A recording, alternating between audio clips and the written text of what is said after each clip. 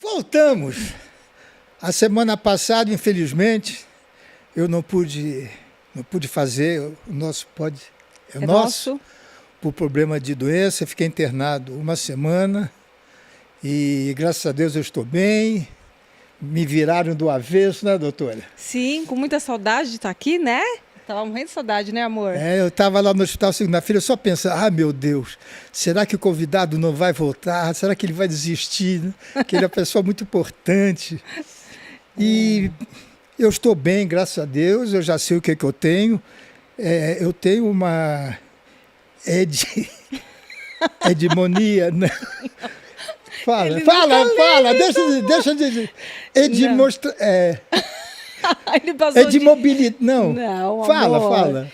Passou o dia inteiro, vários dias aí tentando lembrar do diagnóstico dele, né? Que é uma desautonomia. Desautonomia. Desautonomia. E o que é isso? Fala. A desautonomia está sendo muito frequente, principalmente pós-Covid, né?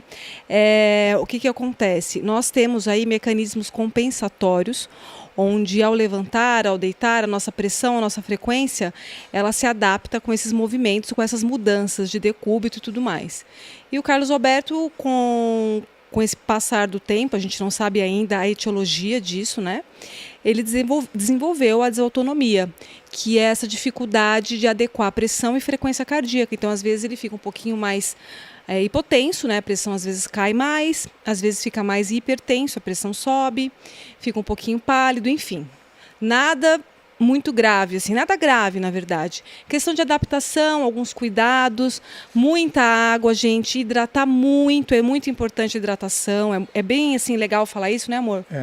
Porque a gente pode dar dica para quem está aí assistindo a gente, né? Às vezes não sabe do que se trata e pode ter uma desautonomia no meio, né, amor? Isso é o que ela disse. Eu perguntei para o médico, Calil, o que eu tenho? Ele falou, 86 anos. Não, isso aqui Tradução. Também, né? E o pior é que não tem cura, né? Não, mas não é doença, né? Não, é tomar água, fazer exercício. Não, eu digo hoje... 86 anos não é doença, né? Claro que não. 86 anos não. E hoje assim. Eu passei um pouco do que eu havia prometido pro Calil. De não me emocionar, de não ficar com ansiedade. Porque, sem desmerecer ninguém, eu tenho orgulho imenso. Hoje eu vou dizer que não é nosso convidado, ele é meu convidado. Meu convidado, Roberto Cabrini. Olha, a satisfação é minha, a alegria imensa de estar com vocês, um casal tão especial, tão carismático, né? Que passa e transmite tanta energia positiva pra gente. E esse diagnóstico aí não é nada que tire o charme dele, né? Não. Ele continua com todo esse carisma, com toda essa facilidade de comunicação. Vocês são maravilhosos. Obrigada. E eu estou feliz de estar aqui com vocês. E olha, gente, eu só não vou ler o currículo dele, porque ou a gente lê o currículo ou entrevista, porque dá 1 hora de currículo. É o jornalista mais premiado do Brasil. Bom, vamos conversar? Me conte tudo ou cale-se para sempre. Estou aqui para o que deve à disposição de vocês, com Roberto certeza. Cabrini. E esse é o Câmera Record de hoje, né? Agora é assim. Antes tá era o Conexão bom. Repórter.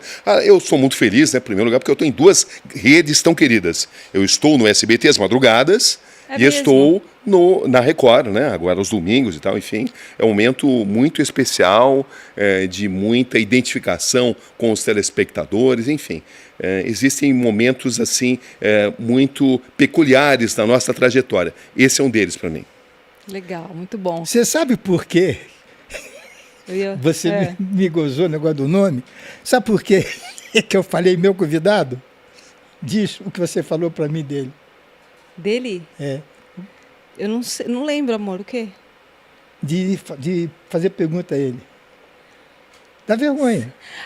Da vergonha de perguntar? Lembra que você falou que eu tenho medo dele. Ah, não, entendi, lembrei. Não, Cabrini, você passa uma imagem para nós que dá um pouco de medo.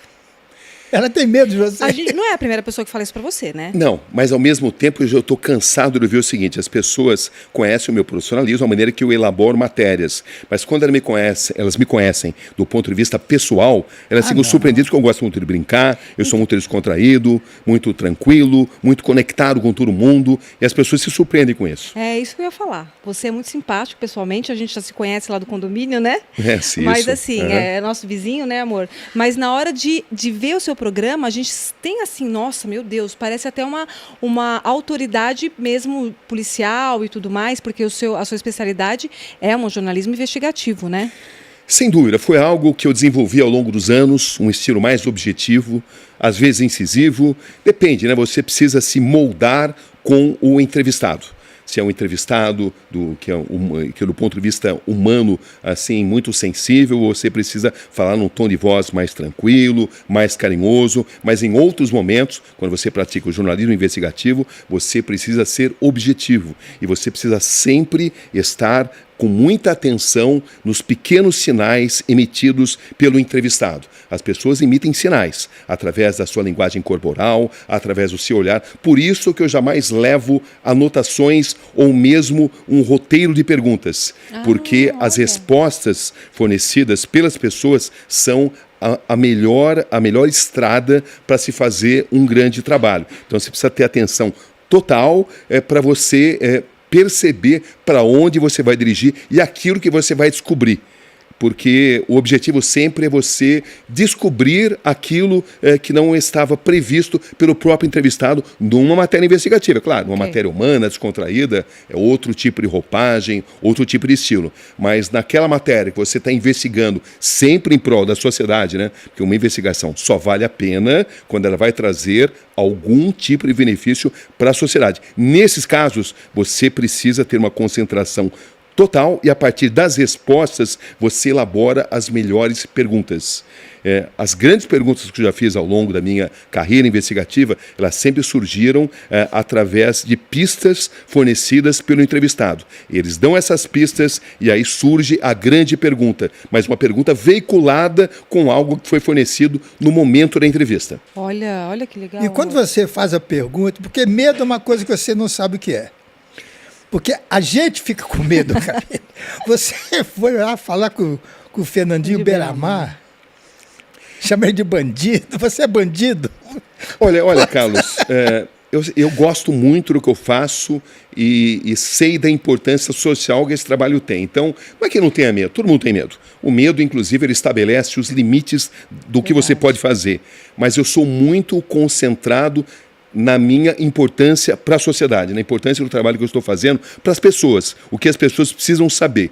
Então, quando eu estou em situações de guerra, ou quando eu estou em situações de investigação de máfias e das mais diversas espécies, eu fico de tal forma absolvido pela missão que eu estou ali, que o medo se torna algo muito menor. Entendeu? Você tem que ter medo, porque senão você vai partir para decisões maldadas. Você não vai decidir bem e vai se expor em demasia. Mas, por outro lado, o medo não pode te paralisar. Porque é muito comum o medo te paralisar, o medo fazer com que você tenha uma insegurança muito grande diante das pessoas. Você está, por exemplo, diante de radicais do Talibã, radicais muçulmanos, ou se você está diante de traficantes, por exemplo, nas comunidades do Rio de Janeiro, você tem que ter humildade, porém firmeza. Você precisa falar com firmeza, serenidade e dessa forma, porque se você for excessivamente inseguro, eles vão tomar conta da entrevista. E se você também exagerar na dose e passar arrogância, também você vai estar em uma situação desfavorável. É esse meio termo que exige uma concentração total, que às vezes algumas pessoas identificam, né, como uma pessoa muito séria. Não, é uma pessoa assim em total obstinação da missão que eu estou realizando. Porque o que eu fico surpreendido, eu já tive a honra de ser entrevistado por você 2 vezes. Você não prepara nada. Nós chegamos, conversamos e você começou a falar. Isso porque somos amigos. Que é a sua maneira, a maneira de vocês fazerem também. Né? Improviso, né? Com Agora, certeza, eu sou uma pessoa normal, né? Trabalhador. Papai. Agora você enfrenta um ditador, o Saddam, acho que foi o Saddam, não foi? Eu entrevistei, na verdade o Tariq Aziz, entrevistei o Yasser Arafat. Entendeu? Enfim, entrevistei. Mas você manda a sua equipe primeiro, você aborda ali a situação, o local, você estuda. Com certeza. Como é que é esse bastidor? Você falou a palavra essencial, Renata. Então. Estudar. Você precisa fazer o que a gente chama de lição de casa. Se preparar. Mas uma vez que você se prepare, não leva anotação. Você já está preparado, você já sabe de tudo. Então, se a pessoa partir para um determinado caminho, você tem argumentação para fazer boas perguntas. Mas essa preparação tem que ser antes da entrevista. Muitos assuntos eu conheço na plenitude. Quando eu não conheço, eu me preparo. Me preparo lendo, me preparo conversando com pessoas que conhecem aquela personalidade. Eu acredito em preparação, acredito em lição de casa, mas também eu acredito em você estar totalmente concentrado naquilo que você está realizando. Se você leva um roteiro de perguntas, automaticamente você vai se desconcentrar, porque você vai ficar com aquela muleta ali, aquele roteiro de perguntas, e você vai deixar de perceber pequenos sinais que são emitidos pelo olhar, pelos gestos, pelo tom de voz. Você entendeu? Estudou para isso? Foi algo desenvolvido ao longo dos anos. Eu acho que eu sempre tive uma vocação, eu já li muito sobre psicologia, com certeza, psicologia acadêmica, eu já li muito, mas eu diria que isso é um dom, algo que foi sendo moldado através dos tempos, através das dificuldades que eu fui enfrentando na minha carreira, entrevistando ditadores, entrevistando líderes guerrilheiros, entrevistando traficantes, enfim. A gente vai moldando, né? Por exemplo, numa situação como essa que você está vendo aí. Isso aí é lá no Afeganistão. Você está diante ali de radicais islâmicos, aqueles que acham que todos aqueles que não são islâmicos estão já incutindo em um grande erro, em uma ofensa a Deus, em uma ofensa a Allah. Você precisa mostrar que você, antes de tudo, respeita a cultura deles. É por isso que a humildade é tão importante. Nós não podemos esperar que pessoas que têm educações diferentes, que vêm de civilizações diversas das nossas, comunguem com os nossos mesmos valores. Esse é um erro clássico, esperar reações dos nossos valores. Quando você está com outras civilizações, com outras culturas, você precisa ter humildade suficiente para entender que eles vivem em um outro tipo de contexto e não ter expectativas ditatoriais do seu próprio comportamento. É simples? Não é simples, mas é algo que você vai treinando ao longo de uma vida. Isso é muito interessante. E você sente quando a pessoa está mentindo para você? Como é que é isso? Você, pelos sinais, como você falou, eu observei agora. Sinto. Algum sinal? Você sente isso? Mas eu parto do pressuposto, muito importante, de que todo entrevistado tem, inclusive, o direito de mentir. Ele tem esse direito. Ah, é? Da mesma forma que eu tenho a obrigação de fazer as melhores perguntas. Eu parto de alguns princípios que são inegociáveis. Por exemplo, eu jamais prometo que não vou cumprir e sempre cumpro aquilo que eu prometi. Eu nunca julgo entrevistados. O julgamento não cabe a mim. Eu faço perguntas do ponto de vista da sociedade. Eu sempre digo, né, que quando eu entrevisto gente da esquerda, por exemplo, penso que eu sou da direita. Quando eu entrevisto gente da direita, penso que eu sou da esquerda. Porque eu tento fazer questionamentos sob o ponto de vista, sob a perspectiva da sociedade. Então, muitas vezes você percebe a mentira e você tenta elaborar boas perguntas para que isso seja exposto. Mas a conclusão vai ser das pessoas. Quando eu entrevisto pessoas polêmicas, pessoas que às vezes até estão em total falta de sintonia com a sociedade, eu jamais vou emitir opiniões sobre elas. Por exemplo, quando eu entrevisto... O PC Farias. PC Farias, por exemplo, um homem tão questionável, né? Eu não emito opiniões sobre ele. Eu faço os questionamentos devidos. Eu posso descrever a trajetória dele, mas seria uma falta de consideração para com o entrevistado. Se o entrevistado me concede uma entrevista, ele confia na minha ética. Eu tenho o direito de fazer as melhores perguntas, as perguntas que reflitam aquilo que a sociedade quer saber, mas eu não tenho o direito de julgar. Você por não isso, opina, não é isso? Exatamente, é por isso que tanta gente me dá entrevista. Muita gente quer saber, puxa, mas por que tanta gente, todo mundo te dá entrevista, as pessoas mais polêmicas, sim, sim. Das mais diversas vertentes. Por quê?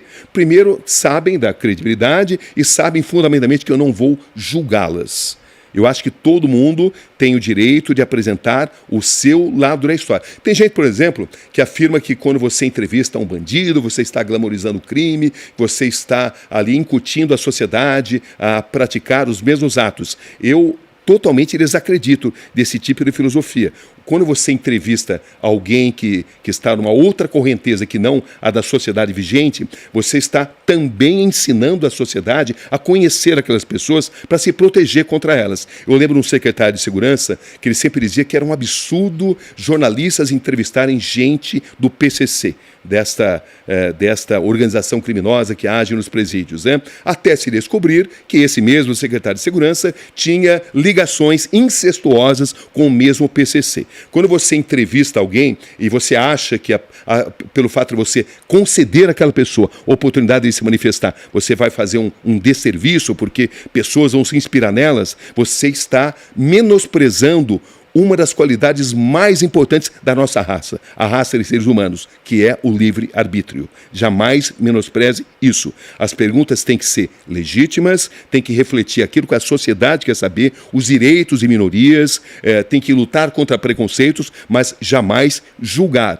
São princípios que ao longo de uma carreira eu fui moldando, que ao longo de uma carreira foram ficando cada vez mais claros na minha maneira de agir, na minha forma de elaborar reportagens. Mas aí no meio dessas reportagens, você teve que parar por conta de algum sentimento que você... É mesmo? Você fala isso? Não, fala. Algum sentimento que você, assim, meio que aflorou em você? Olha, já aconteceu isso, sim.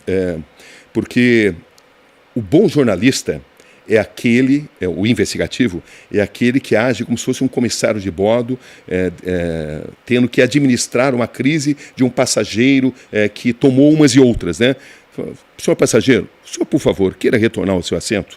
O passageiro pode gritar, pode falar bobagens, mas você tem que manter a sua postura. Eu me lembro uma vez, e essa vez marcou muito em mim, que eu estava entrevistando um contrabandista em Miami. Ele fazia contrabando dos mais diversos produtos, e eu comecei a questioná-lo sob o ponto de vista da sociedade, e ele começou a me ofender pessoalmente. A parte da entrevista que a gente usou na matéria estava correta, mas num determinado momento as ofensas dele extrapolaram e eu comecei a bater boca com ele. Daquele dia em diante eu me dispus ao seguinte comportamento: eu jamais vou fazer isso novamente, eu jamais vou perder o meu equilíbrio. E desse dia eu jamais voltei a fazer isso. Naquele dia eu discuti com a pessoa, não prejudicou a matéria porque tinha um trecho anterior que estava normal, mas eu vi, puxa, isso é tudo que eu não posso fazer. Eu estou aqui como profissional, eu não posso jamais discutir com pessoas, jamais posso perder o meu equilíbrio por questões pessoais, porque questões pessoais, elas estão totalmente acima daquilo que eu busco numa reportagem. Se um jornalista ele elabora matérias por questões pessoais, ele está incorrendo em um grande erro. Jornalistas não podem fazer matérias por gostar ou deixar de gostar de uma pessoa. Eles têm que fazer uma matéria sob o ponto de vista da sociedade. É aquele mesmo caso do juiz que se declara suspeito para julgar um determinado caso, porque ele tem envolvimento pessoal. O jornalismo é a mesma coisa. Se você tem envolvimento pessoal forte demais com uma determinada questão, não faça aquela matéria. Deixe para outro profissional fazer. São princípios que eu fui moldando ao longo de uma trajetória. Eu, ouvindo você falar, até penso na minha profissão, porque a gente atende pessoas do bem, pessoas do mal, bandidos, civis, e aí alguém chega no pronto-socorro, a gente não pode não salvar aquela pessoa porque ela não é uma pessoa que está fazendo o certo, né? A gente tem que esquecer que ele é um bandido lá dentro e tem que salvar a vida dele. Então, acho que é mais ou menos isso, né, que você está falando. Você tem que separar o seu julgamento moral da sua obrigação enquanto profissional, enquanto médica. Isso aí é importante. E você se acha recompensado do teu trabalho, não financeiramente? Existem várias formas de compensação e de reconhecimento. Porque você é muito respeitado. Eu realmente estou num momento muito especial que sinto assim grande reconhecimento. O reconhecimento pode vir através de prêmios, pode vir através de grandes contratos, mas nada disso é mais importante do que o ato de promover justiça. Quando você, por exemplo, através de um jornalismo investigativo, consegue tirar da cadeia uma pessoa condenada injustamente pelo fato dela ser negra ou pelo fato dela ser pobre, você fala, puxa, a minha profissão vale a pena. Quando você consegue promover justiça por meio do jornalismo, isso é mais importante do que qualquer prêmio, do que qualquer salário ou de qualquer reconhecimento que você possa ter. Claro que tudo isso é interessante, né? Todos nós gostamos de sermos reconhecidos, de sermos queridos pelo público, de termos bons contratos. Faz parte da nossa trajetória profissional. É humano e é legítimo. Porém, a gente não pode se distanciar da nossa missão mais importante, que é a de promover justiça. O jornalismo que não promove justiça, especialmente o investigativo, é um jornalismo irrelevante. Mas o seu jornalismo, ele ajuda a desvendar crimes? Ele ajuda a polícia? O PC é um caso. Isso vai até um julgamento? Isso é usado como uma forma assim? Isso já aconteceu inúmeras vezes, onde as matérias deram um outro tipo de visão de determinados casos e isso ajudou a promover justiça. Nós estamos num país onde as instituições nem sempre funcionam como deveriam. Existem grandes profissionais em todas as áreas. Jornalistas têm que saber que jornalista não é juiz, jornalista não é promotor de justiça, jornalista não é delegado de polícia. O jornalista, ele funciona como uma janela de uma paisagem que tem que ser mostrada. A obrigação de um jornalista não é fazer com que as pessoas concordem com ele.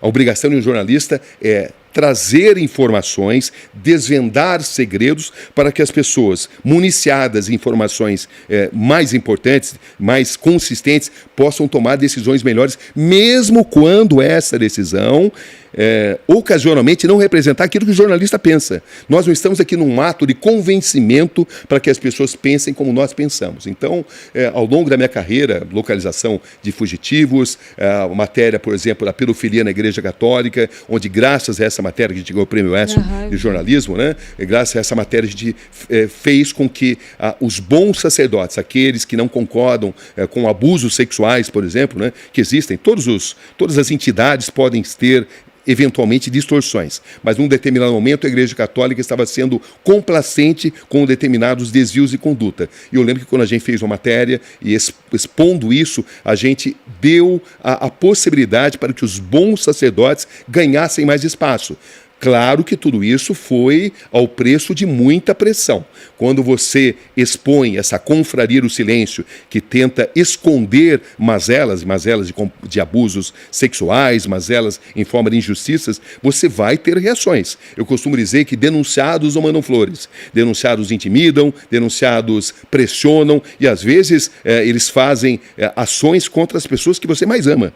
Então, você precisa ter muita convicção da sua importância, do seu papel e mostrar que jamais você está fazendo uma matéria com finalidades sociais, jamais você está fazendo uma matéria com finalidades pessoais, você está sempre visando um objetivo social.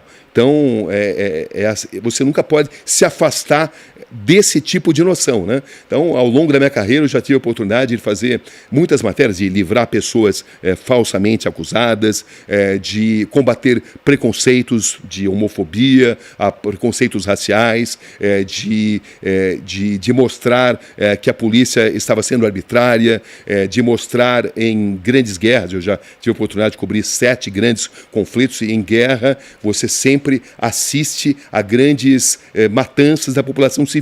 Quando você denuncia isso, você traz ferramentas para que a sociedade tome decisões melhores, decisões em todo mundo. Então, essa é a obrigação.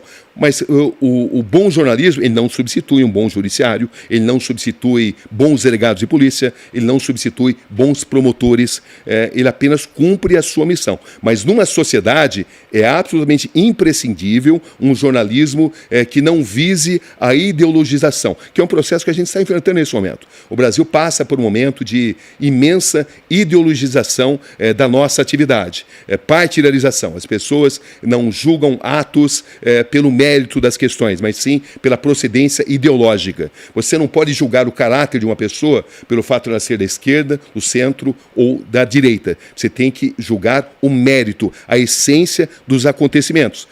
Eu quero crer que esse momento tão difícil que a gente está vivendo vai ser superado. E me diga uma coisa, na guerra, por exemplo, é uma curiosidade. Como é que você se sente, como é que você, jornalista, se sente numa guerra?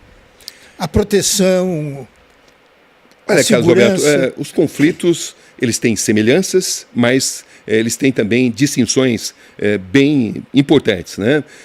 Esse ano, por exemplo, eu tive a oportunidade de fazer 2 grandes conflitos e muito diferentes. No Afeganistão, a volta do Talibã, depois de 20 anos, onde eu já tinha estado outras 2 vezes. Eu cobri a ascensão do Talibã, quando vivi alguns momentos mais perigosos da minha carreira. Depois o Afeganistão sob domínio americano e agora a volta do Talibã.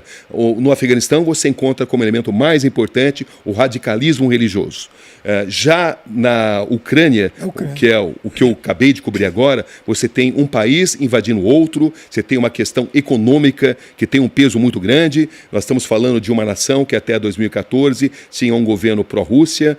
O presidente Viktor Yanukovych era um presidente pró-Rússia, que foi deposto após uma série de protestos, após a Crimeia passar a ter uma influência direta da Rússia. Enfim, geopoliticamente houve uma grande mudança e houve uma aproximação da comunidade europeia. É claro que a Rússia jamais aceitou isso. Afinal de contas, estamos falando de uma nação da onde grande parte da alimentação, da produção de grãos do mundo vem de lá. A Ucrânia é um país muito rico e um país fornecedor de matérias-primas importantes para a humanidade. Então, o peso de ter ou não ter a Ucrânia é muito importante para a Rússia, que é uma nação muito armada, uma nação muito importante politicamente, muito importante em termos de estrutura bélica, e a gente não pode jamais julgar um conflito de uma maneira maniqueísta. Nenhum conflito se trata da luta do bem contra o mal. Essa visão maniqueísta tem que ser afastada. Não é uma luta de heróis e bandidos. É uma luta onde cada um tem um interesses econômicos, aquilo que se fala, nem sempre aquilo que se faz, e todos os lados têm suas contradições. Existem contradições na Rússia, existem contradições na Ucrânia. O presidente da Ucrânia, por exemplo, que se tornou tão popular, o Zelensky, Volodymyr Zelensky, ele era uma pessoa muito questionada antes do seu país ser invadido, porque economicamente havia muitas denúncias de corrupção. Por isso, por exemplo, que a Ucrânia nunca foi aceita na União Europeia por causa de um sistema bancário que estava altamente sendo questionado. Mas a partir do momento que a Ucrânia é invadida, aflorou o sentimento de nacionalismo e ele habilmente conseguiu unir o país. Até aqueles que não gostavam dele, tinha muita gente que não gostava dele, passou a gostar porque ele teve a habilidade de unir o país. E a Rússia, com certeza, não previa que todo o país fosse se unir, ou pelo menos 90% do país. Claro que tem uma parte da população que deu boas-vindas à invasão da Rússia, porque etnicamente eles têm digamos, um conceito de identificação grande com a Rússia. Mas isso é a minoria. A maioria aprova esse nacionalismo, e quando você tem uma população que combate e que se une através de um ideal, o exército invasor tem um grande problema. Foi quando os americanos enfrentaram, por exemplo, no Vietnã.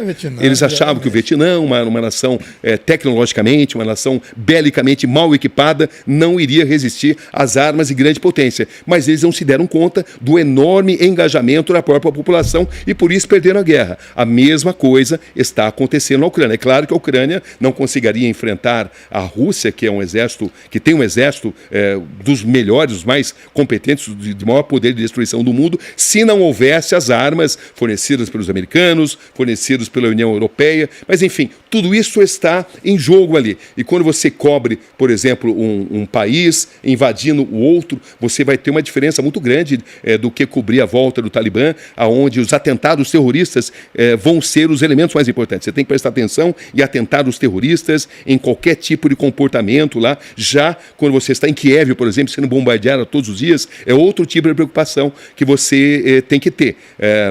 Você nunca vai ter segurança total.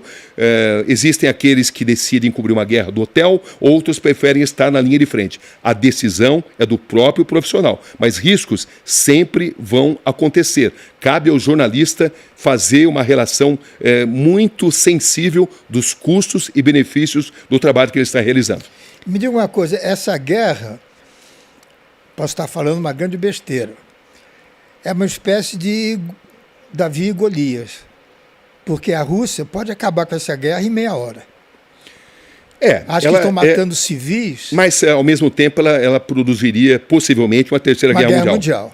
Essa é a questão. O medo é esse. A Ucrânia está conseguindo resistir, primeiro, por esse grande engajamento da população. E segundo, e mais importante, pelo fornecimento de armas importantes de resistência da União Europeia e dos americanos.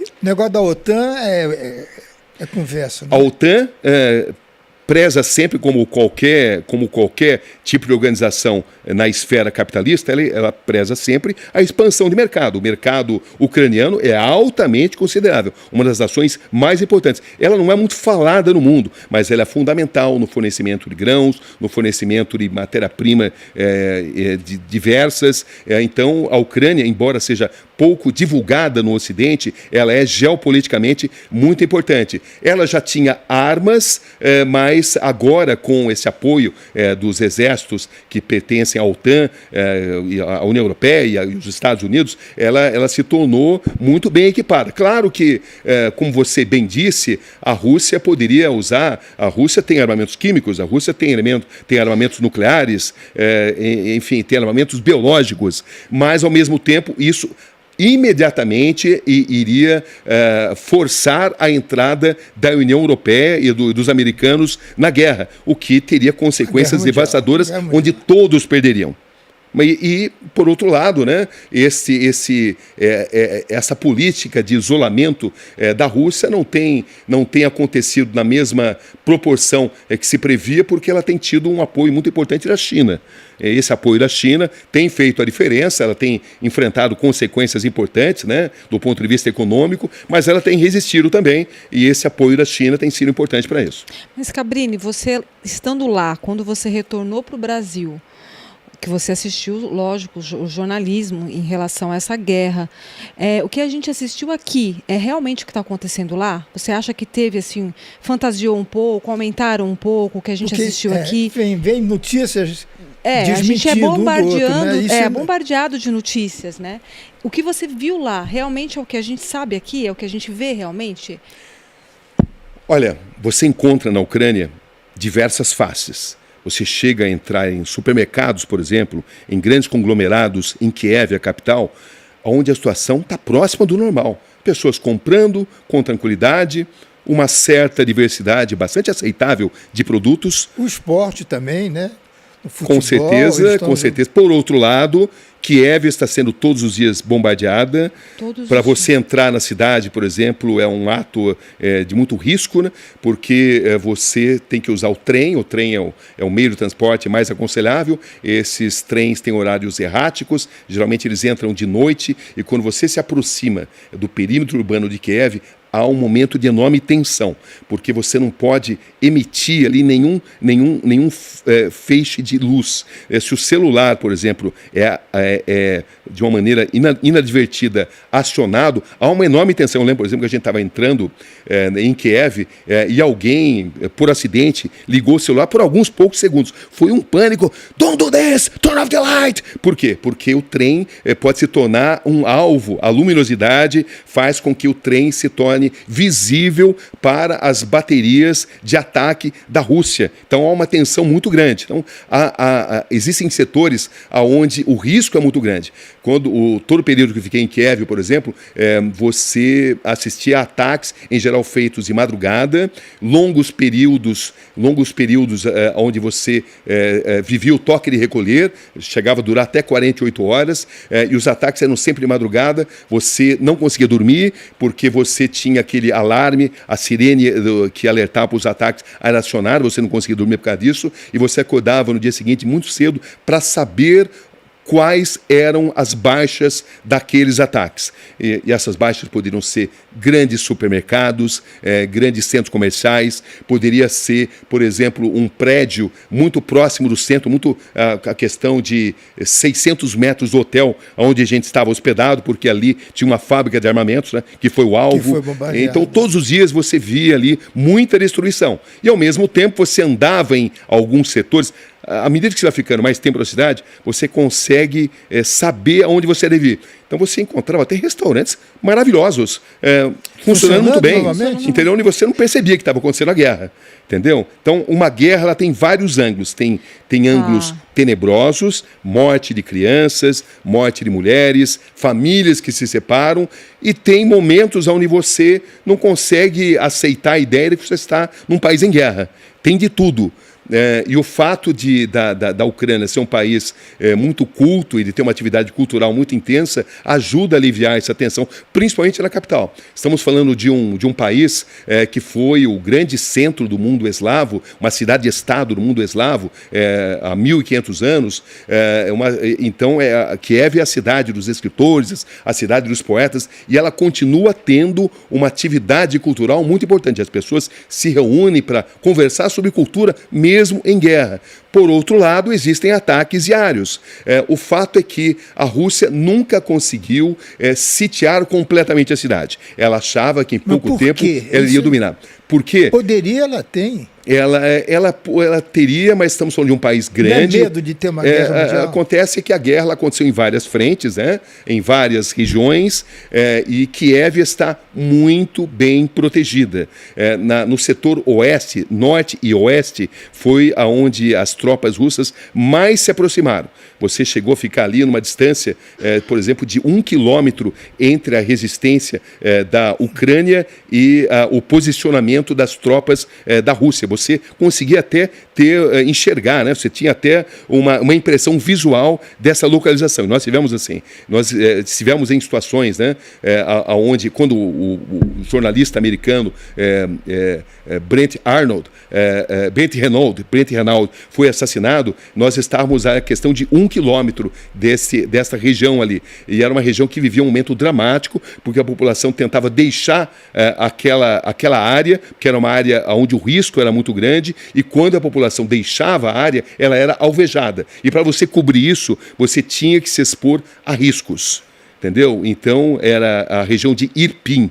E quando nós estávamos nessa mesma região, a questão de 1,5 km, quando o jornalista Brent Renaud foi assassinado, exatamente documentando essa situação dos civis. Porque numa guerra quem mais sofre é a população civil. Então você passa por situações de risco muito grande, de perigo muito grande, e se você não se arriscar, você não vai documentar aquilo que de fato é importante. Por exemplo, eu me lembro de uma cena, você estava num carro e pararam para ser examinado. Você não teve medo? Porque os caras são malucos, eles matam... Tem de tudo ali, né? Eu descobri que se você conseguisse se credenciar pelo exército da Ucrânia, você era mais bem tratado. E isso ajudou muita gente. Sim. A gente conseguiu fazer um credenciamento. Você chegou a ver algum russo? Não. Chegamos a enxergar, não chegamos a conviver com eles. Russo? Da onde a gente estava, no perímetro urbano, nesse setor oeste e norte, é onde eles mais se aproximaram. A intenção das tropas russas era a de cercar totalmente para evitar que a cidade fosse reabastecida, para evitar a entrada de combustível, para evitar a entrada de gêneros alimentícios. Gás, né? Mas isso nunca aconteceu. Não? Nunca aconteceu. Tanto que todo o governo da Ucrânia sempre se manteve lá, o presidente Volodymyr Zelensky e toda a sua equipe governamental sempre estiveram lá. Nesse período, por exemplo, nós assistíamos a reuniões de líderes europeus, de emissários importantes do governo americano, que sempre conseguiram entrar lá. Por quê? Porque a Rússia nunca conseguiu evitar essa comunicação de Kiev, que é a principal joia da coroa, com o mundo. Com o mundo exterior. Ela achava que conseguiria dominar em pouco tempo. E o máximo que ela conseguiu foi nessa região noroeste se aproximar, ficar a questão de 1 quilômetro em Irpin, que é onde morreu o jornalista americano e onde nós vivemos momentos de muita tensão. Ela se aproximou muito e muitos civis morreram ali. Mas nas outras áreas, a resistência ucraniana conseguiu evitar e conseguiu fazer com que as tropas russas ficassem a uma grande distância. Então, a gente tem que lembrar que as tropas russas tinham vários objetivos, né? Mariupol, Kharkiv, é um país muito grande, onde ela tinha vários alvos, mas o principal deles era dominar a capital, porque se Kiev caísse, automaticamente o país cairia. E o fato do governo sempre ter se mantido ali e sempre ter recebido grandes armamentos, grandes quantidades de armamentos defensivos, fez com que as previsões iniciais da Rússia de que tomaria a capital ucraniana em pouco tempo não se confirmassem. Mas uma curiosidade, Cabrini, é assim, você está falando tudo isso, mas os ataques, eles eram mais aéreos do que terrestres? Ninguém chegava atirando? Era mais do que bombas? Eram foguetes, mísseis e ataques aéreos. Certeza. A infantaria, né, os tanques mesmo, eles ficaram até uma determinada proximidade, alvejaram civis, mas eles não invadiram a capital. O que não aconteceu em outras cidades, como Mariupol, por exemplo, onde aconteceu toda essa tragédia que nós conhecemos. Cabrini, e a sua mulher? Quando você vai para um lugar... O que ela faz? Como é que ela Quando você foi embora para o Ucrânia, o que ela falou? Aconteceu? Ela não fica falando, não vá. O que acontece? Olha, você sabe que com o passar do tempo ela foi mudando, né? Porque no começo... você vai, eu vou estar aqui orando por você e tudo vai dar certo. Nos últimos tempos, ela sempre pede para não ir, os meus filhos pedem para não ir, Imagina, mas eu levo muito a sério essa profissão. Então, eu jamais deixo de cumprir uma missão quando eu sou escalado, quando pedem para que eu cumpra determinada missão, eu coloco a profissão acima de tudo. Eu acho que eu tenho uma obrigação.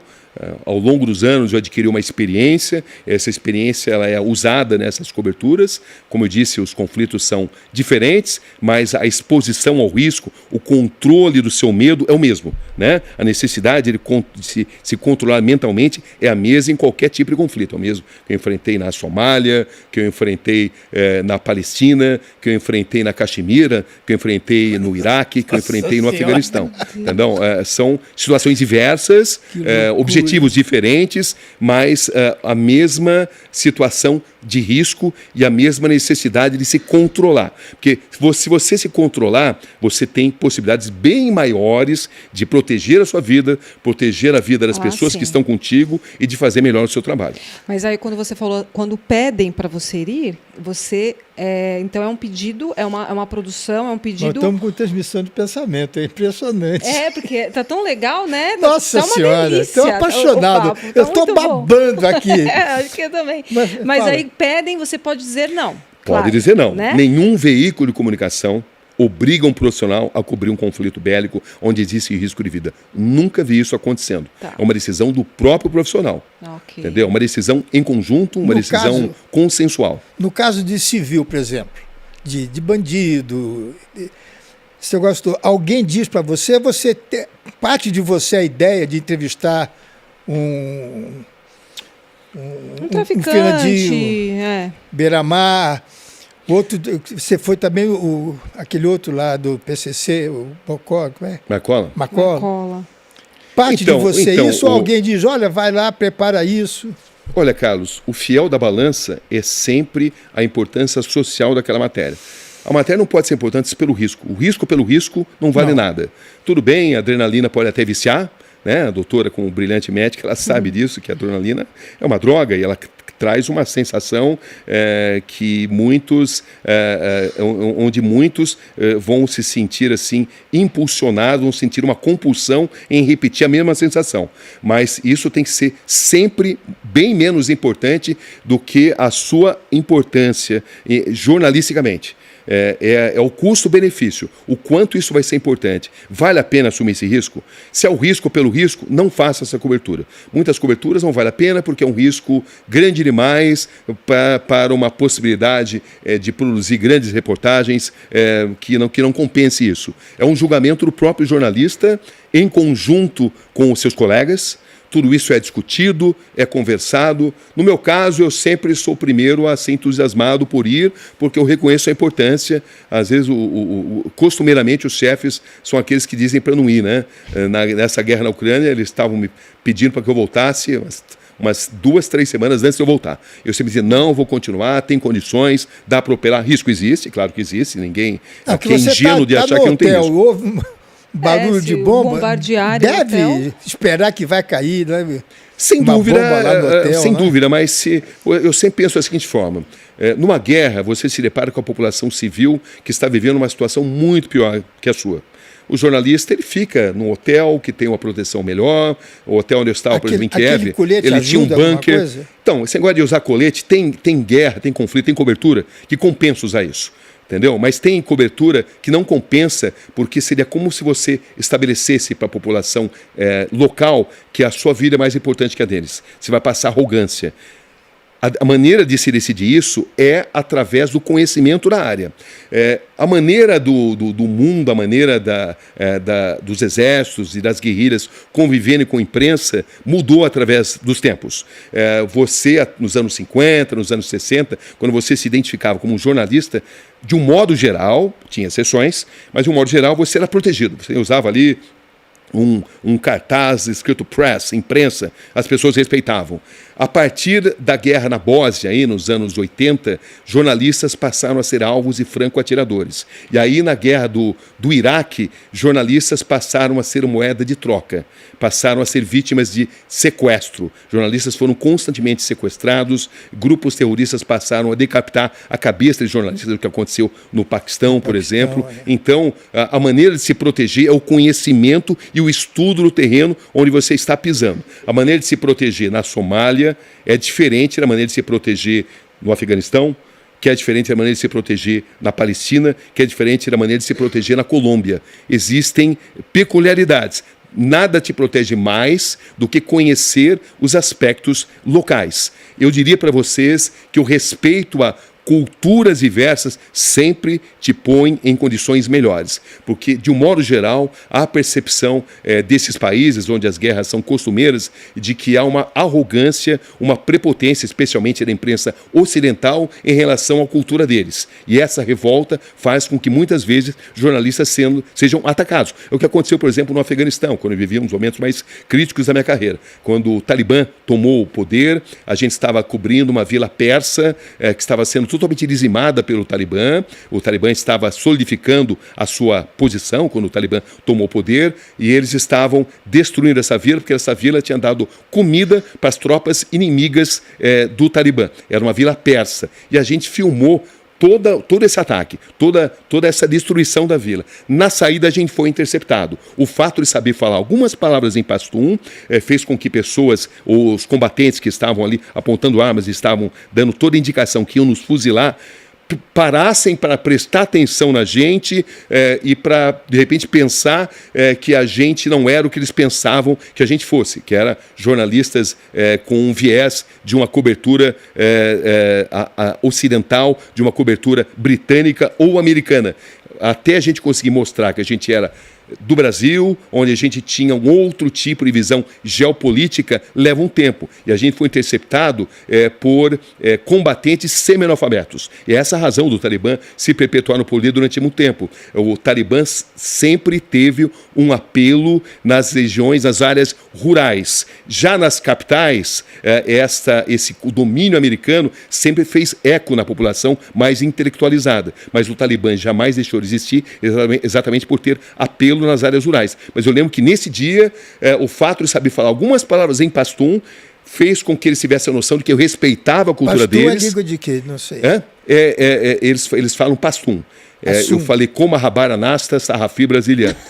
Misturei um pouco de pastum com um pouco de árabe e consegui comunicar que eu era um jornalista brasileiro ali em missão. Aí eles chamaram um comandante que falava inglês melhor, entendeu? E aí, para esse comandante, eu consegui convencê-lo que a gente tinha se perdido e que a gente tinha uma visão não alinhada com os inimigos que eles consideram, né, da imprensa ocidental, que tem uma visão bem estereotipada do que representa a visão islâmica do Talibã, que é uma visão da Sharia, uma visão muito radical. E eles identificam estrangeiros como potencial ameaça à religiosidade deles. E isso acontece costumeiramente. E o fato de saber falar algumas palavras fez com que a gente salvasse as nossas peles naquele dia. Eu tenho assim pode ser que eu esteja errado, mas as guerras religiosas são mais violentas e mais perigosas. E são totalmente imprevisíveis. Porque aí é um ódio. Aí não é o dinheiro, não é o petróleo. O fanatismo. Porque a gente sabe que no petróleo, na Arábia, aquilo é tudo os americanos. Porque né? cega, né? É claro que essa vertente religiosa, essa vertente do fanatismo, ela é manipulada por interesses econômicos. Isso acontece costumeiramente. Com certeza, claro, com certeza.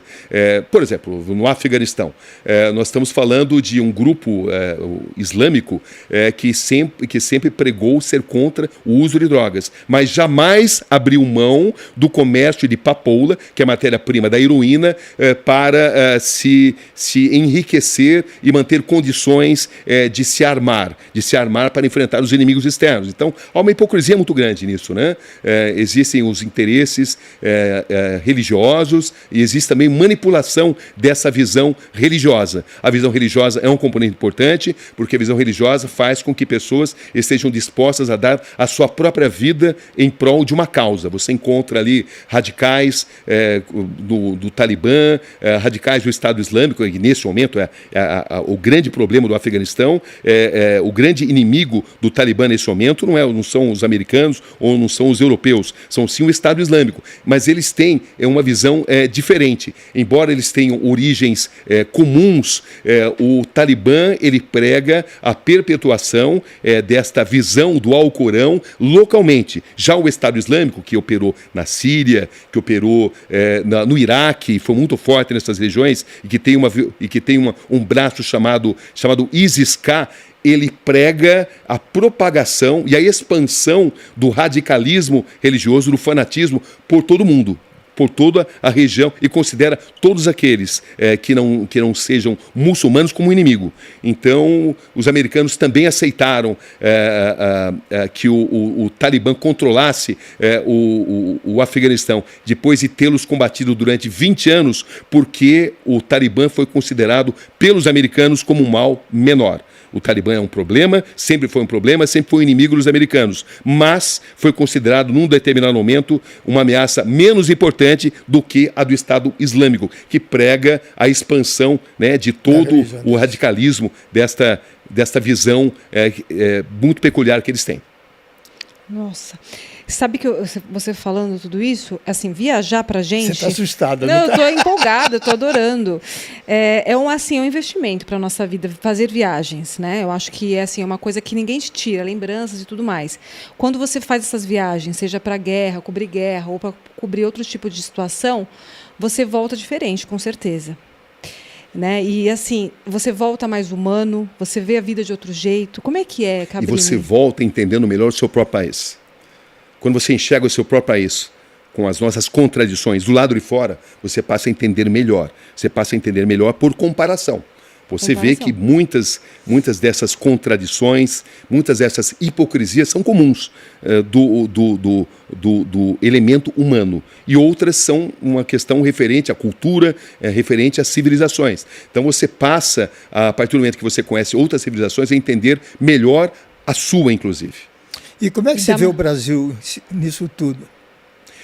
Estamos num momento extremamente difícil de polarização, de partidarização do jornalismo, inclusive. Não se pode generalizar nada. Acho que esse momento vai ser superado, porque eu não vejo coberturas pautadas pela essência dos acontecimentos. Eu vejo uma ideologização das coberturas, o que não é algo que a gente aprende na cartilha do bom jornalismo.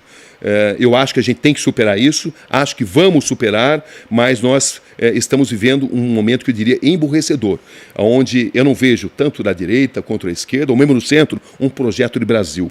Falta a discussão no projeto de Brasil. E sobram visões distorcidas e visões apaixonadas e radicalizadas de questões que não são essenciais para o futuro do Brasil. Você acha que se houvesse o terceiro candidato forte, ele teria condições? Teria condições. Porque aqui no Brasil, ou você é Lula ou é Bolsonaro.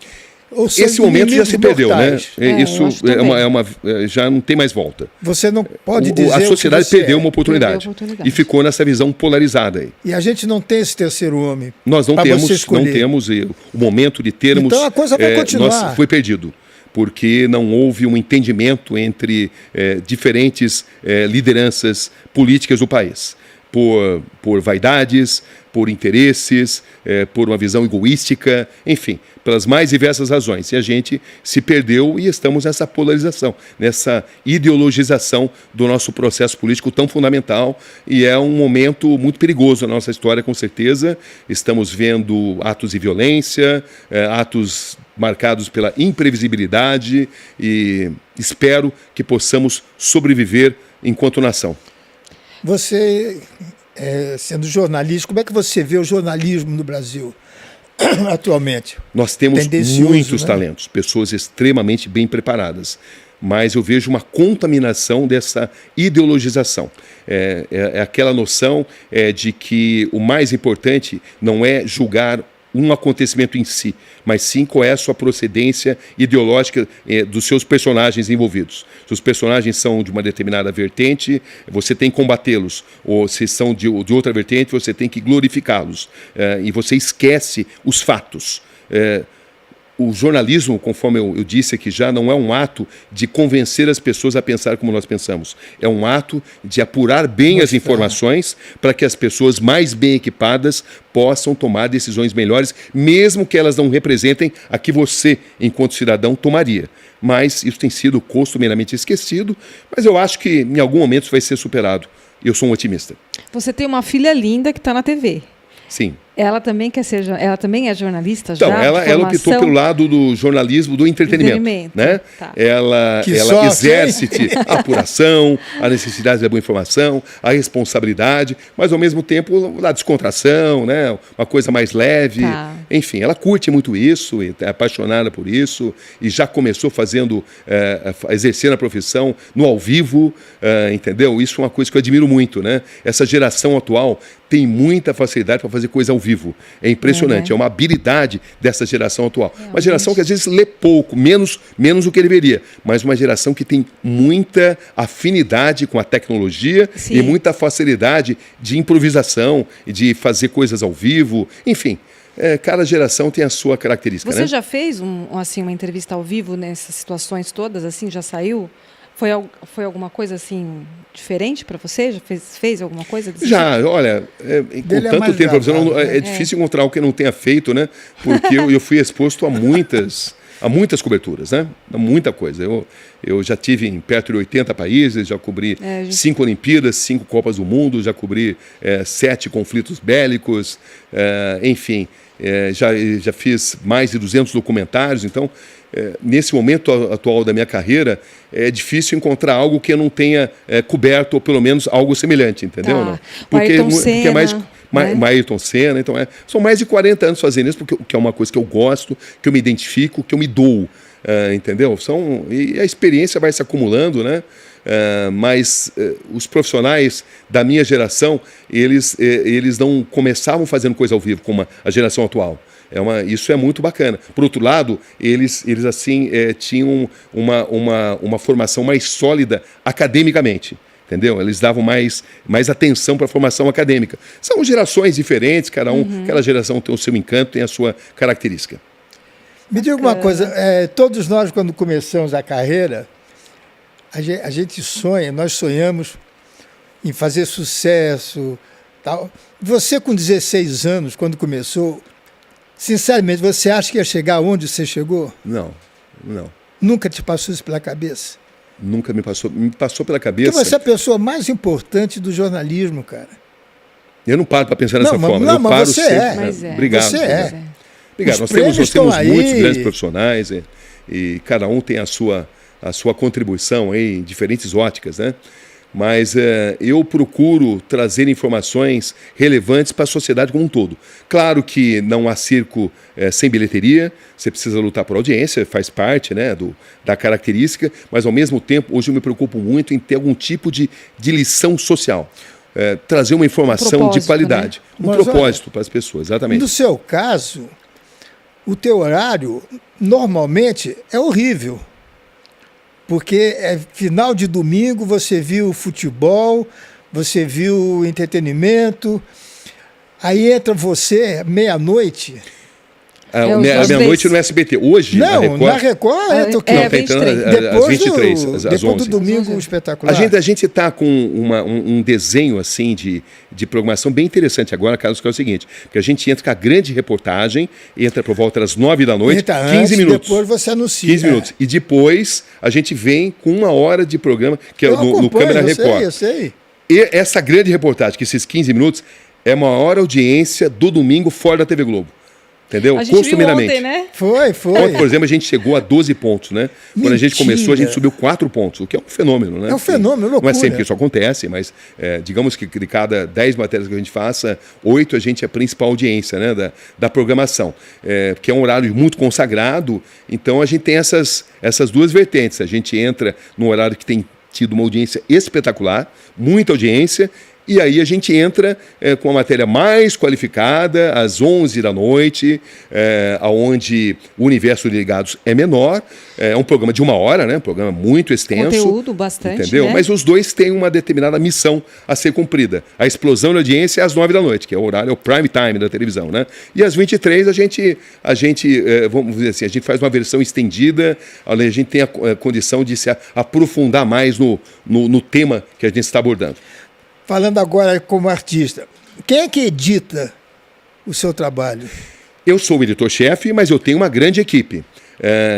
Pelo fato de eu ser o jornalista e fazer as grandes matérias, eu passo os princípios mais importantes, aquilo que eu desejo atingir. Muitas vezes eu vou até a edição e mostro como eu quero. Mas você tem que incentivar a sua equipe a caminhar pelas próprias pernas também.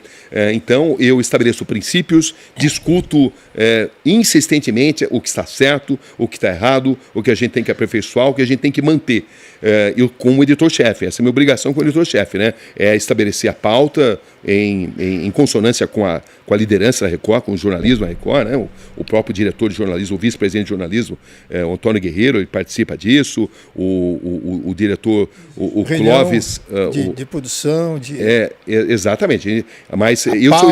Mas eu sou editor-chefe. Eu tomo as decisões, né? Porque então, na praça, por exemplo, eu é que edito. Não apertar aqueles botãozinhos que eu não sei.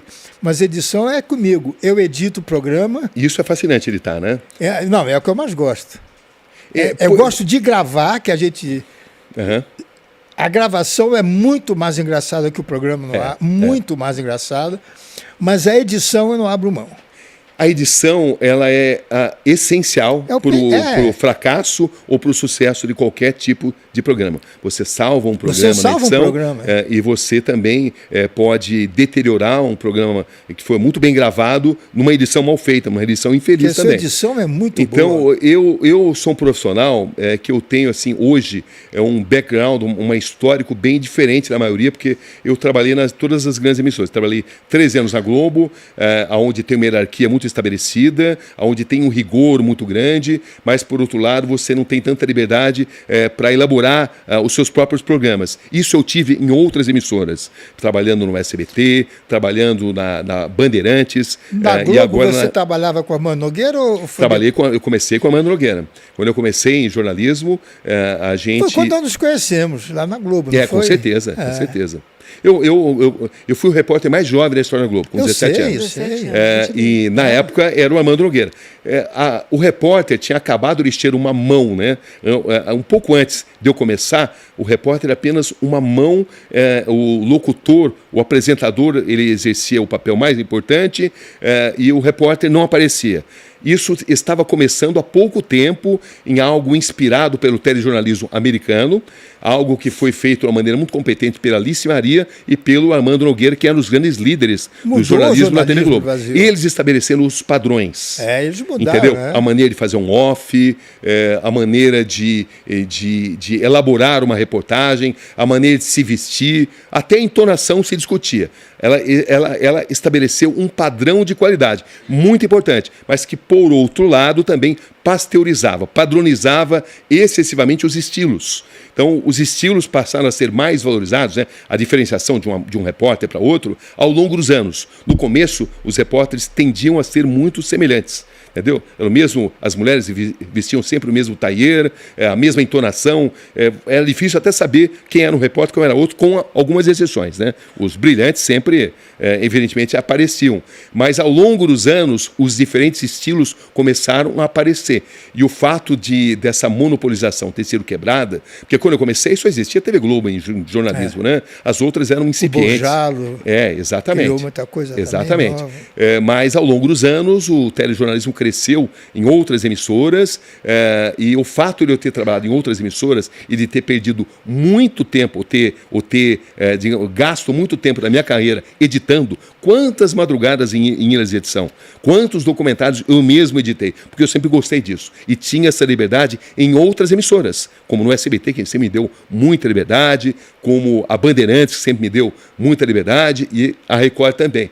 Então, o fato de eu ser um profissional hoje mais eclético reflete também a essa diversidade de influências. Eu consegui absorver o profissionalismo, o rigor da Globo, com uma liberdade editorial muito maior que existem em outras emissoras, né?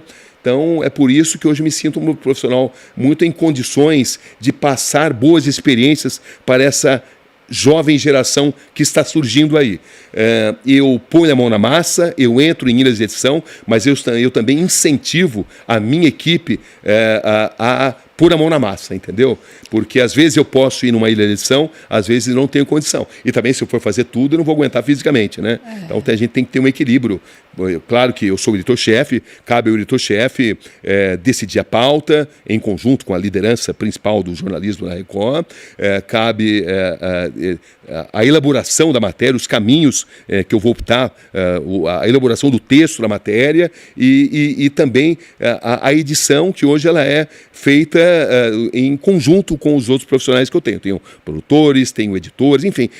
Televisão é um trabalho de equipe, né? O Carlos sabe disso melhor do que ninguém. Ele é um mestre da televisão brasileira, porque ele sempre soube incentivar a equipe a crescer, a ter prazer naquilo que faz, né? O grande líder é aquele que incentiva os seus comandados, né? Não os robotiza. Verdade. Você sabe que eu tenho uma frustração. Eu sou apaixonado por jornalismo. Adoro. E tinha acho que você já viu, o Davi Nasser. Davi Nasser foi um grande jornalista. Sem dúvida. Eu era apaixonado, eu comprava o Cruzeiro para ler o Davi Nasser. Tá? E o Golias era muito famoso. Quando o Golias explodiu, surgiu a oportunidade. O Davi Nasser quis conhecer o Golias. Falei, meu Deus, é a grande chance de eu conversar com esse homem quando estou conversando com você agora. Só que aconteceu uma coisa chata, que ele gostava tanto do Golias, que ele não falou, só o Golias falou. Então foi uma noite de risada. Então eu não pude, porque ele era um monstro sagrado, amor, você não pode nada, não é? Sem dúvida, um dos maiores mestres da história do jornalismo nacional. E eu queria que ele contasse isso que você está me contando, porque ele também fez guerra, também fez... Só que não tanto quanto você, porque o mundo era diferente. Não, mas é um dos nomes mais importantes, uma referência para todos nós profissionais. Ainda é, né? Ainda é, com certeza. Então é importante com nomes como Assis Chateaubriand, como Amanda Nogueira. Eu acho que o brasileiro, que é velha história, não tem memória. Ele foi um dos homens mais importantes do Brasil. Sem dúvida. Ele abriu caminhos. Os aeroportos pelo Brasil. Ele ajudou na democratização do país, pela democratização das mídias. Cadeia de rádio, televisão. Um pioneiro, e um grande pioneiro. Você pergunta quem é Chateaubriand, ninguém sabe quem é. Vitor Costa, ninguém sabe quem é. É uma pena, isso, rapaz. Infelizmente, a inversão, acontece. Né? A inversão de valores que acontece, né? Muitas vezes também. É um outro tipo de sociedade, né? É um tipo de sociedade muito voltada aí para as redes sociais, para a informação muito imediata, muito curta, que não se aprofunda, né? Claro que tem exceções, né? Sim. Você vai encontrar grandes especialistas em todas as gerações. Mas, de um modo geral, essas são as tendências. Cabrini, a gente tem um chat aqui, tá? Com algumas perguntas. E já? Não acabou não. Não faz isso comigo, eu estava esperando tanto esse momento. Mas agora, só gostaria de lembrar, assim, você falou, por exemplo, de você faz humorismo, mas você é também um grande jornalista, porque sua maneira... você talvez nem saiba disso, não tenha se dado conta, mas na sua maneira de fazer humor, ela é sempre um recorte dos usos e costumes. Existem críticas sociais, existem informações qualificadas à sua maneira. E uma maneira profundamente eficaz, porque é uma maneira que entra de uma forma suave na mente das pessoas. É o caso do deputado João Plenário, isso, que é o quadro que eu mais gosto do programa. Eu boto tudo ali que a gente quer falar sem agredir ninguém. Isso aí é o jornalismo em forma de humor. Oh, que legal. Poxa, que elogio. Ganhei o dia. Qual é a pergunta, amor? A Lica Cirelli. Como foi a transição do Departamento de Esportes do SBT para o jornalismo investigativo? Bom, eu fui repórter mais jovem na Globo, como eu falei, a gente falou aí com 17 anos, e aí nessa época era interessante eu fazer esporte, porque era uma coisa leve para alguém tão jovem assim. Mas com 21 anos eu já era correspondente na Globo, Nova York, né? Então o esporte ele é muito interessante, e grandes profissionais começaram no esporte, o próprio Armando Nogueira, por exemplo, começou no esporte, Voire Guimarães, Luiz Fernando Mercadante, enfim, o Boris Casoy começou no esporte, por exemplo. O que é interessante no esporte é que você vai ter que usar a sua criatividade, você vai aperfeiçoar o seu poder de improvisação e vai aprender também como fugir do lugar comum. Os jogadores hoje até melhoraram culturalmente, mas durante muitas décadas eles tendiam a falar sempre a mesma coisa. Se você não tivesse criatividade, você ia ficar sempre na mesmice. Meus companheiros, tudo falhando. Exatamente. Exatamente. Mas esse discurso repetitivo, né? Então, o esporte, a editoria esportiva, ela te ensina como fugir do lugar comum. E as grandes matérias de esporte são aquelas que fazem grandes leituras sociais por meio de personagens do esporte. Sócrates foi um grande líder da democracia. Osmar Santos, um locutor esportivo, foi um grande comandante das diretas já. Então, o esporte, que era uma paixão popular, ele fornecia ferramentas para a democratização do país. Então, eu comecei no esporte, e o esporte me deu o poder de improvisar, me deu o poder também de fugir da mesmice das coberturas. E isso me tornou um profissional melhor. Aí você vai perguntar, por que eu deixei de fazer esporte? Porque o esporte, com o passar do tempo, ele se torna repetitivo, por mais criativo que você seja. Aí você quer expandir. Porque o jornalismo, ele é um só, é a arte de trazer informação. Isso vai ser usado na editoria esportiva, na editoria policial, na editoria investigativa, na editoria política, em todas as editorias. E para mim foi uma transição muito fácil, porque no esporte eu já investigava. Não faltam juízes corruptos, não faltam, ao longo da história do Brasil, não faltam dirigentes políticos, não faltam usos escusos de entidades que traduzem a paixão popular, não faltam exemplos de corrupção. Então, isso foi feito de uma forma muito suave. O esporte foi interessante, por exemplo, cobrindo Fórmula 1, eu viajava o mundo inteiro. Então, eu cobria a Fórmula 1, mas ao mesmo tempo eu ia em todos os países e nesses países fiz as mais diversas coberturas. Então, com Ayrton Senna. Exatamente. O Senna me abriu muitas portas, né? E me possibilitou viajar o mundo inteiro, e eu usei isso para matérias investigativas, né? Mas logo no começo da minha carreira eu já passei a cobrir de tudo. Mantive, assim, laços com o esporte. Até hoje o esporte é uma paixão. Eu adoro... Você pratica, não? Jogo tênis, Joga tênis, faço caminhada. Mas a minha grande paixão é o tênis. Eu gosto muito de tênis. Eu gostava muito de futebol também, né? Mas num determinado momento o joelho não aguentou mais. E no tênis ainda dá para me virar. Entendeu? Mas eu sou apaixonado pelos grandes eventos, né? Em assistir os Jogos Olímpicos, eu assisto de tudo, né? Gosto de Fórmula 1, gosto de tênis, o futebol, sou apaixonado. Eu vejo tudo. Muito futebol, eu também vejo tudo. Então, e eu uso isso como uma forma de higiene mental. A nossa profissão ela é tensa. Você vai lidar com injustiças, você vai lidar com ameaças. Assistir um grande evento esportivo oxigena a minha mente e me relaxa. Entendi. E eu posso passar grandes horas vendo ali aquela parte lúdica do esporte e usando isso para me descontrair. Então, e eu gosto muito... Mas você tem saudade do jornalismo esportivo? Nos grandes eventos, só nos grandes eventos. Eu tenho saudade na cobertura de uma Olimpíada, porque uma Olimpíada vai te possibilitar grandes matérias geopolíticas, né? Porque cada país que tem uma determinada seleção, uma determinada modalidade esportiva, esse país está inserido num contexto social, num contexto político. E isso, se você elaborar grandes textos e usar bem os personagens, você vai fazer matérias que transcendem o esporte. Você vai usar a paixão do esporte, mas vai também contar grandes histórias. Grandes histórias do ponto de vista humano, do ponto de vista de diferentes culturas. Então, isso é muito possível em grandes eventos, como Copa do Mundo e como Olimpíada. A ditadura... eu gosto hoje em dia da cobertura esportiva, porque eu adoro os grandes narradores, né? Eu tive grandes amigos, sou muito amigo do Luciano do Vale, muito amigo do Galvão Bueno, muito amigo do Nilson César, né? Que sempre fala do Carlos Alberto ali nas transmissões, né? Tá sempre ali mandando um grande abraço. Enfim, os grandes locutores, né? O doutor Osmar de Oliveira, com quem eu convivi, com o Jota Júnior, a lista, o Osmar Santos, né? Enfim, são pessoas muito assim, dinâmicas. Eu gosto dessa vibração da cobertura esportiva. Ela me envolve, ela traz entusiasmo. E jornalismo sem entusiasmo não vale a pena. O jornalismo sem entusiasmo, ele está sempre a um passo da burocratização da sua visão. Você vai ter uma visão burocrática, repetitiva e vai deixar de enxergar o que realmente é importante para a sociedade. A ditadura, inclusive, usou o futebol e muito, né? Cansou de usar, muitos exemplos, com certeza. Muito. Eu me lembro, porque fez 70, o Gesso, o Canhotinha de Ouro, ele é casado com minha prima, nós somos muito amigos. E ele me contava que quem tomava conta da seleção eram militares. Por isso que o João Saldanha, um comunista, por exemplo, que era um grande treinador, após ter feito uma campanha eliminatórias brilhante, ele montou o time, exatamente. As feras do João. As feras do João. E por méritos esportivos, ele jamais poderia ter sido destituído. E ele foi por uma questão política, meramente política. O Pelé precisa usar óculos. O Zagallo fez um grande trabalho e tal, enfim, né?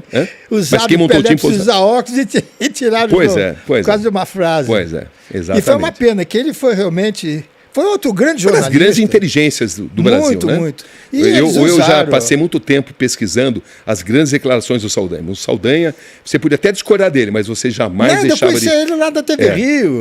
Não, ele falava muita bobagem. Mas ele falava com uma habilidade e com uma visão tão marcante que ele tinha capacidade de fazer pensar. Você podia discordar, mas você pensava. Tem mais alguma pergunta? Tem sim. Qual que é a matéria ou entrevista que você sente mais orgulho de ter feito na sua carreira toda, assim? Uma das, né? Deve ser. É difícil. São tantas, essa é uma pergunta difícil, né? A gente é assim, treinado para achar que a melhor matéria é sempre a próxima.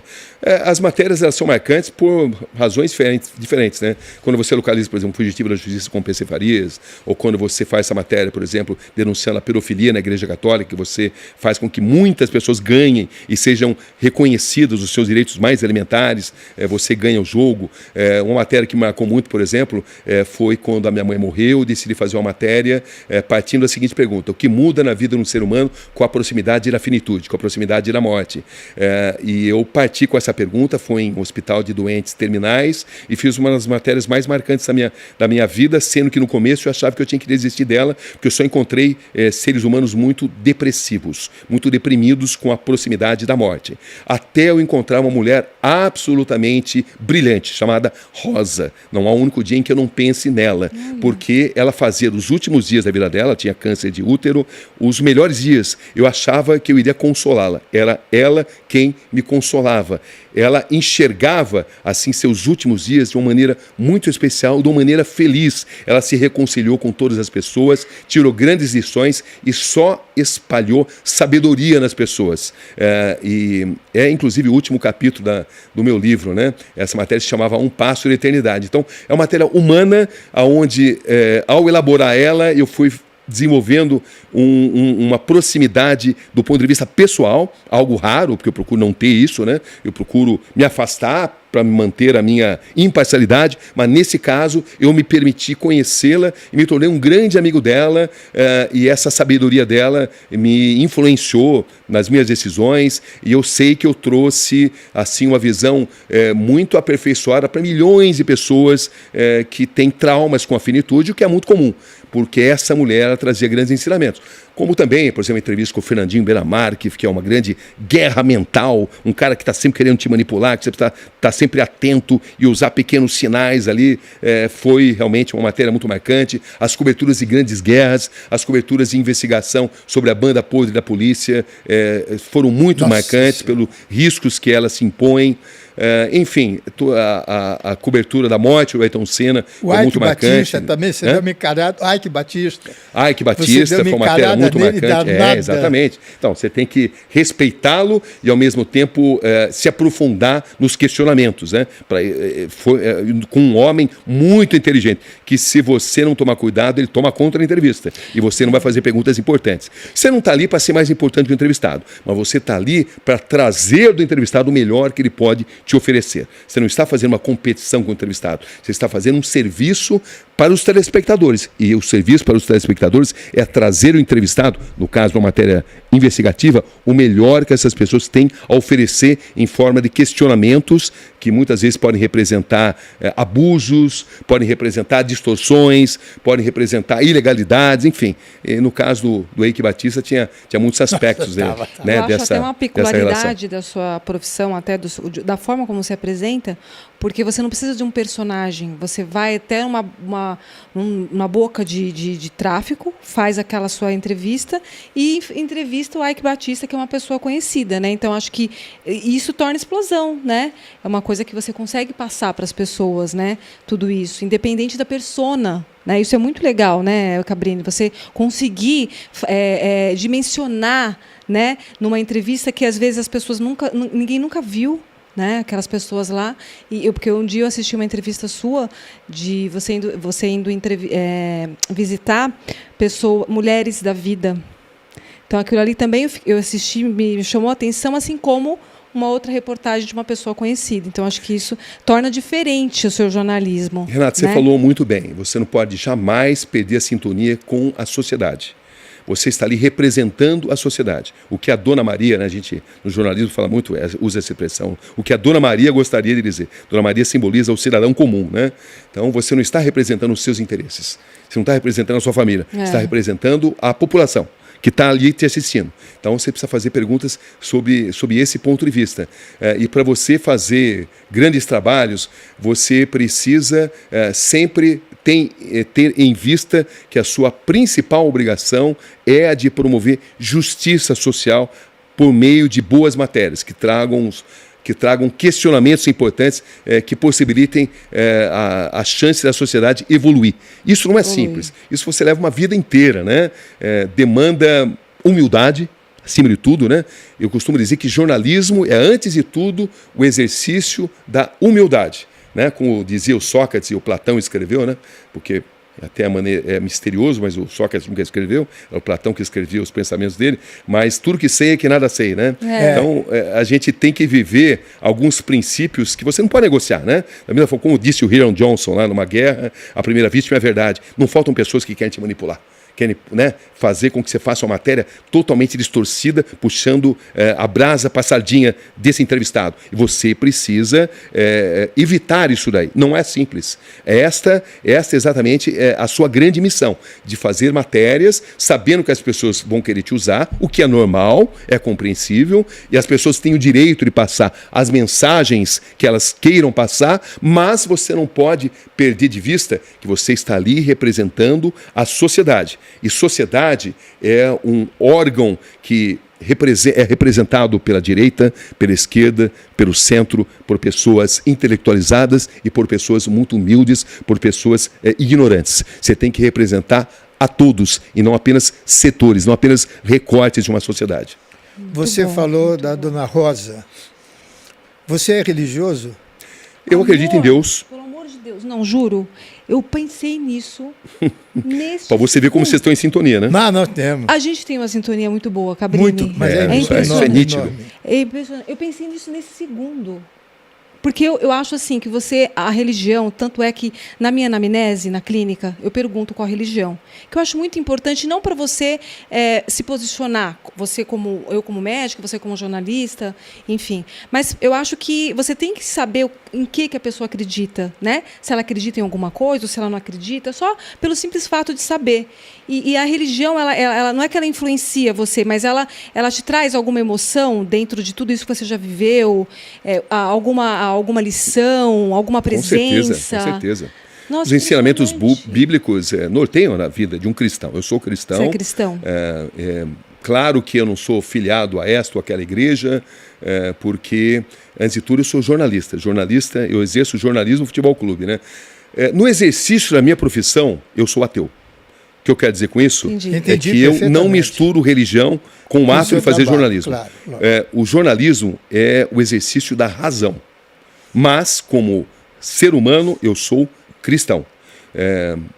Todas as religiões, nas suas mais diversas vertentes, têm os seus méritos e as suas distorções.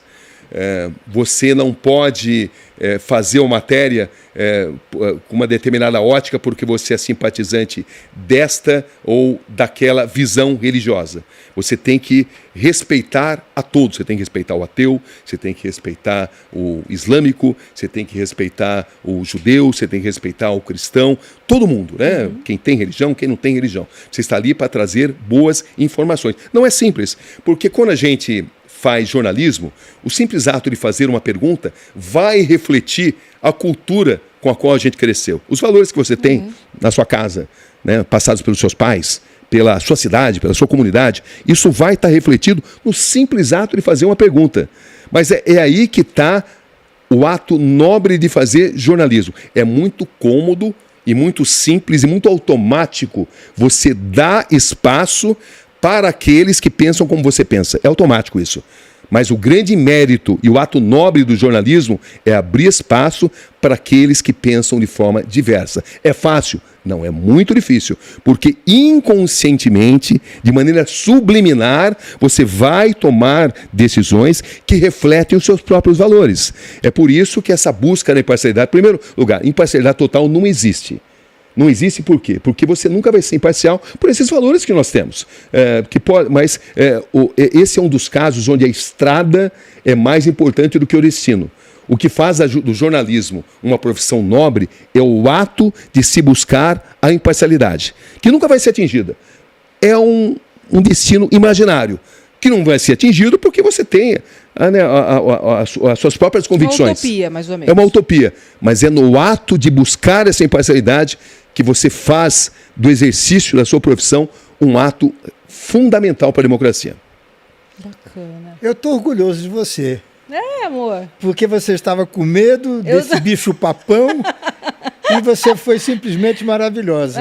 Imagina, não. Adorei. Tá uma delícia conversar com ele. Nossa, ouvi tudo isso Agora de você perto. entende porque que eu gosto tanto dele. Muito. Porque esse homem é fora de série. Vocês são amigos, né? Humilde, né? Porque quando eu falei, quando eu estava com medo de falar sobre religião, porque eu me lembrei do Boris Casoy, que ele foi entrevistar o Fernando Henrique Cardoso. Fernando Cardoso, E ele perguntou falou, se ele acreditava em Deus. E ele perdeu a eleição por causa disso. Não, e antes... Ou pelo menos foi uma das razões importantes. O Fernando Henrique Cardoso diz, olha... Eleição para prefeito de São não Paulo, fale que o em Jânio Deus. Quadros ganhou. E o Boris falou que não ia falar em Deus. A primeira pergunta que ele falou, você acredita em Deus? E ele perdeu a eleição. Porque ele não respondeu isso de maneira satisfatória, né? Sábia, né, também, né? Hoje isso não aconteceria mais, porque a sociedade evoluiu, na minha visão. Entendeu? Mas naquela época isso foi determinante para que ele perdesse a eleição para o Jânio Quadros, para prefeito. Ele sentou inclusive na cadeira, né? Com certeza. Eu me lembro disso. Mais alguma, amor? Tem. Tomara que tenha bastante. Eu quero te sugar o máximo que eu puder, cara. O jornalismo investigativo tem alguns riscos inerentes ao ofício. Qual é o limite para saber quando está entrando em um campo de pesquisa perigoso? Bom, em primeiro lugar, a gente precisa ter noção do que é o jornalismo investigativo, né? O jornalismo investigativo é aquele que se aprofunda. em tese, todo jornalismo deveria ser investigativo. Só que existem tantos exemplos de jornalismo unilateral, jornalismo oficial, jornalismo tendencioso, que se convencionou ser denominado jornalismo investigativo aquele que se aprofunda, quando todo jornalismo deveria se aprofundar. Mas os riscos, é o que eu sempre digo, denunciados não mandam flores. Quando você faz investigações que afetam interesses escusos, interesses políticos, interesses econômicos, interesses escusos, você vai estar em risco. Não existe maneira totalmente assegurada você garantir a sua integridade, mas eu sempre digo para as pessoas, para os jovens jornalistas, que se você demonstra para o foco da sua investigação, para os personagens que são foco da sua investigação, que você não está ali por razões pessoais, mas sim para defender a sociedade, que você não está ali para perseguir ninguém, você tem chances melhores. Não é uma ciência exata, você nunca tem segurança, e, por outro lado, sem jornalismo investigativo, nós não temos democracia. Pode-se analisar o grau de democratização de uma sociedade pelo nível de jornalismo que ela tem, pelo nível de jornalismo investigativo. Então, nós estamos evoluindo exatamente porque a gente está tentando se aperfeiçoar no jornalismo investigativo, mesmo passando por um momento particularmente difícil, que em algum momento tem que ser vencido. Tem algum país... Pode falar, amor. Não, termina. Não, fala. Você teria coragem de assumir a direção de um jornalismo em televisão? Olha, são todas formas de se fazer jornalismo, mas fundamentalmente eu sou um repórter. Eu gosto da reportagem. A essência do jornalismo é a reportagem. E o que é a reportagem? A reportagem é aquilo que tenta evitar um dos piores desvios que existem na profissão. É a chamada ditadura da redação. É aquela matéria concebida por pessoas muito bem preparadas e que pautam um repórter e falam assim, olha, você precisa fazer uma matéria e a matéria vai ter que chegar a essa conclusão. Então, quando o jornalista se deparar com personagens que vão compor um cenário pré-estabelecido na redação, essas pessoas vão fazer parte da matéria. E vice-versa. Quando não fizerem parte, elas vão ser sumariamente negadas. Ou seja, é aquele jornalista que ele sai para as ruas não para descrever o que está acontecendo, mas para descrever uma tese previamente elaborada. Esse é um vício que vem de grupos econômicos, que vem de grupos políticos que dominam estes ou aqueles veículos de comunicação e que vão evitar a função mais importante do jornalismo, que é a de descrever o que está acontecendo sem padecer de ideologização. É muito difícil isso, e você vai enfrentar muitos inimigos, mas é esta a nossa função, a de descrever com muito rigor, com muita apuração e sem qualquer tipo de paixão o que está acontecendo em uma sociedade, em um país, em uma guerra e assim por diante. Olha, não sei mais o que falar. Amor, deixa eu fazer mais umas perguntas. Porque senão o pessoal vai xingar. É que ele deve estar cansado já. Não estou cansado, não. Cabrini, qual que é o seu conselho para os jovens jornalistas? Manter sempre a sua inquietação e sempre essa busca, que eu disse que ela é utópica, da imparcialidade. E sempre abrir espaço, não esquecer de abrir espaço também para as pessoas com as quais ele não concorda. Legal. Existe uma boa escola de jornalismo? Existem muitas boas escolas, a faculdade... Não, diretamente ela tem... mesmo, porque tem essas faculdades de jornalismo, mas então, eu digo, para treinar uma pessoa realmente... Então, eu, por exemplo, quando eu comecei, eu estava no segundo colegial, né? Só que naquela época tinha a previsão do estagiário. Então, com essa previsão que eu comecei, depois eu me formei, né? E existem grandes escolas de jornalismo e eu acho que a escola cumpre uma função, mas nada ensina mais do que o próprio exercício da profissão. Não faltam jornalistas, não faltam publicitários fantasiados de jornalistas, não faltam pessoas, não faltam políticos que tentam se mostrar como jornalistas. Eu acho que todo ser humano ele tem o direito de mostrar o seu lado político. Isso faz parte da democracia. O problema é quando isso ludibria o consumidor das notícias com o jornalismo isento. Se você sabe que um determinado jornalista ele tem um viés ideológico, é legítimo e é honesto isso. Eu não tenho problemas com isso. Mas quando esse jornalista se apresenta como um ser que não é ideologizado, mas ele é ideologizado, ele produz grandes estragos, porque ele vai promover distorções e ele vai ser tentado a descrever realidades de uma forma que não condizente com o exercício básico da função jornalística, que é a de descrever sem paixões cada acontecimento. Que lindo. Olha, a última, tá, Cabrini? Quantas vocês quiserem. Pô. É verdade que você dava umas aulas para os estudantes de jornalismo depois que o seu jornal acabava?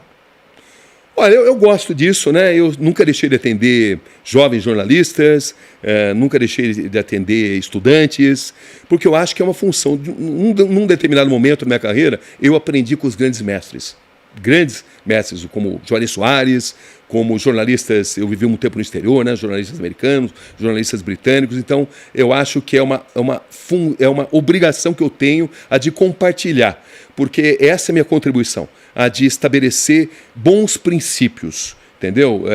Não existe só uma forma de fazer jornalismo, não existe só uma forma de fazer uma matéria. Uma matéria que descreva um determinado acontecimento pode ser feita de forma brilhante das mais diversas maneiras. Os estilos são muito bem-vindos, desde que você jamais renuncie a essa sua busca pela imparcialidade. Entendeu? Se você não renunciar à sua busca pela imparcialidade, você vai prestar um serviço. E no final do dia, a nossa obrigação cívica, sacerdótica, é a de buscar a imparcialidade e a de prestar um serviço à sociedade. E não a de fazer com que as pessoas pensem como nós pensamos. Bom, vocês não assistiram uma entrevista. Vocês ouviram uma aula de um mestre.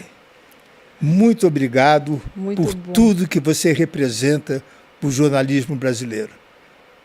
Nós tivemos uma aula com um professor maravilhoso e é meu amigo. Olha, existem coisas que a profissão nos traz que são muito preciosas, né? A amizade com vocês é uma delas, né? Eu valorizo muito isso. São pessoas absolutamente brilhantes, essenciais para a nossa democracia, essenciais para a nossa cultura, essenciais para o nosso conhecimento, dessa maneira leve, dessa maneira inteligente com a qual vocês praticam comunicação. Então, eu procuro me doar, ninguém é dono da verdade, mas eu procuro principalmente impulsionar discussões onde lados antagônicos possam se respeitar. Perfeito. Esta é a grande função do jornalismo, estabelecer discussões de alto nível. Pessoas com pensamentos antagônicos não precisam necessariamente se odiar. Não tem que se odiar, em hipótese alguma. Perfeito. Termina, então, dando o seu bordão. Aqui, Roberto Cabrini. E este é o Conexão Repórter, esse é o Câmara Record de hoje. Muito obrigado. Boa noite e bons sonhos. Parabéns. Parabéns. Muito bom, gente. E se inscrevam no nosso canal, hein? O pódio é nosso. Perfeito. Maravilha, viu, Camila? Você sabe que eu, para entrevistar...